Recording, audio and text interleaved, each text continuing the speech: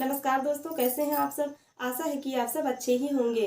दोस्तों, आज मैं आप सबसे अपने जीवन का वो अनुभव शेयर करूंगी जो मेरे जीवन का सबसे बड़ा दुख था, सबसे बड़ी चुनौती थी। मैंने उस चुनौती को स्वीकार किया और अपने उसी दुख को खुशी में बदलना अपने जीवन का लक्ष्य बना लिया, जिससे आज वही दुख मेरे जीवन की सबसे बड़ी खुशी और सबसे बड़ा सुकून है। दोस्तों, मैं बात कर रही हूँ अपने बेटे शिवाय की, जो 5 साल का है और बहुत ही प्यारा और समझदार है। दुख इस बात का था कि जब वो हुआ था तो रोया नहीं था, जिसकी वजह से वो 1 महीने हॉस्पिटल में एडमिट था। डॉक्टर ने कहा कि हम इसे बचा तो लेंगे, लेकिन हो सकता है कि ये शारीरिक और मानसिक रूप से थोड़ा कमजोर हो। सामान्य बच्चे 1 से 1.5 साल में चलने लगते हैं। मेरा बेटा 2 साल पर बैठना शुरू किया। 3 साल पर भी जब वो नहीं चला तो कई डॉक्टरों को दिखाया गया और सारे डॉक्टर यही कहते कि आपका बेटा चलेगा भी, बोलेगा भी, लेकिन क्योंकि इसका विकास धीमी गति से हो रहा है, इसलिए ये सामान्य बच्चों से थोड़ा पीछे रहेगा। आप अपने बेटे को जितना ज़्यादा समय देंगी, उसे प्यार, विश्वास और धैर्य के साथ सिखाएंगी तो वो सब कुछ सीखेगा। और मैंने अपने जीवन का एकमात्र लक्ष्य बना लिया कि मुझे अपने बेटे को किसी भी हाल में चलना, बोलना और पढ़ना सिखाना है। और जब मैं अपने बेटे को ज़्यादा से ज़्यादा समय देती हूँ, उसके दिल से जुड़े रहकर उसे कुछ भी सिखाती हूँ, तो मुझे बहुत सुकून मिलता है, बहुत खुशी होती है, क्योंकि मेरा बेटा बहुत समझदार है। कान्हा जी की कृपा और आप सबके प्यार से अब मेरा बेटा 4-5 कदम चलने भी लगा है, बोलने भी लगा है। हाँ, अभी कुछ शब्द साफ नहीं बोलता और पढ़ाई भी करता है। आज मैं आपको अपने बेटे से मिलवाऊंगी, जो आपको ए से जेड तक के अल्फाबेट लगाकर दिखाएगा। तो ये है शिवाय। नमस्ते करो बेटा सबसे। ये मैग्नेटिक अल्फाबेट्स है। इसमें ए से जेड तक के अल्फाबेट्स और 0 से 9 तक के नंबर्स हैं। पीछे नीला बोर्ड है जिसपे चौक से लिखा जाता है। आज शिवाय आपको ए से जेड तक के अल्फाबेट्स लगा के दिखाएंगे। बेटा लगाओ। ए बी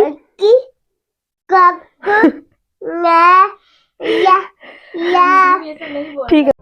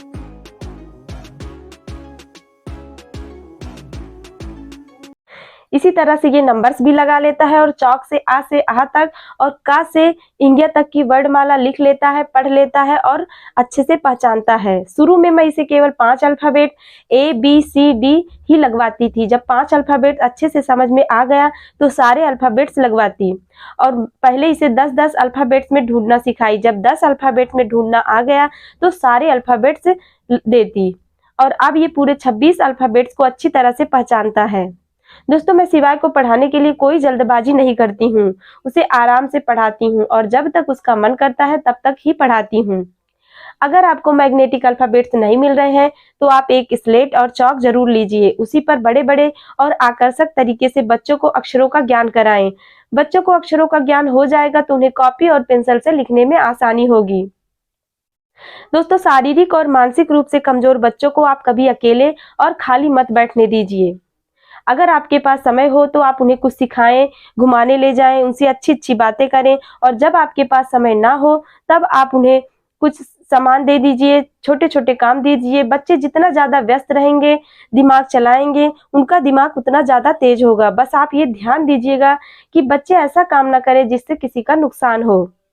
दोस्तों, पहले मैं इस बात से बहुत दुखी रहती थी कि भगवान मेरे साथ ऐसा क्यों किए, लेकिन अब मुझे समझ में आ गया कि कान्हा जी मेरे माध्यम से उन माता पिता को ये बताना चाहते हैं जिनके बच्चे शारीरिक और मानसिक रूप से कमजोर हैं, तो उन्हें प्यार, विश्वास और धैर्य के साथ उनको समय देकर सब कुछ सिखा सकते हैं, उन्हें आत्मनिर्भर बना सकते हैं।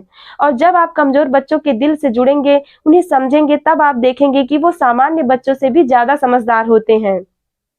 मेरा मुख्य उद्देश्य यही है कि मैं हर माता-पिता को ये बताना चाहती हूँ कि जब कमज़ोर बच्चे पढ़ सकते हैं, सब कुछ सीख सकते हैं, तो सामान्य बच्चों को आप आसानी से सिखा सकते हैं।